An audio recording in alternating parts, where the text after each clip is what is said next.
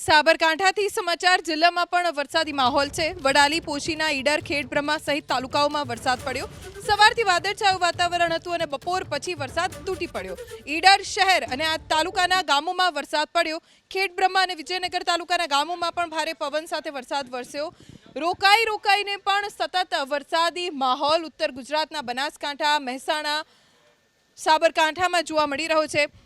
સાબરકાંઠાનું મુખ્ય મથક હિંમતનગર, જ્યાં પણ વરસાદ પડ્યો, માહોલ વરસાદી એવો જામ્યો કે રસ્તા ઉપરથી જાણે વરસાદી પાણીનો તેજ પ્રવાહ નદીની માફક વહેતો જોવા મળ્યો।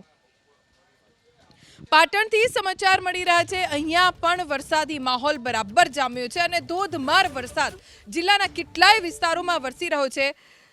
પાટણના અલગ અલગ વિસ્તારો, એમાં શહેરી વિસ્તારો અને ગ્રામ્ય વિસ્તારનો સમાવેશ થાય છે કે જ્યાં વરસાદનું જોર વધુ જોવા મળી રહ્યું છે। સિદ્ધપુર તાલુકામાં વરસાદ પડ્યો, ગ્રામ્ય વિસ્તારમાં ખેડૂતો ચિંતિત છે। પાટણના રૂની અને તેની આસપાસના વિસ્તારો, હાજીપુર, ગોલાપુરા સહિતના પંથકમાં પણ વરસાદ વરસી રહ્યો છે। હજી પણ હવામાન વિભાગની આગાહી છે ઉત્તર ગુજરાતમાં વરસાદની, અને તે મુજબ જ હાલ વરસાદ વરસી રહ્યો છે।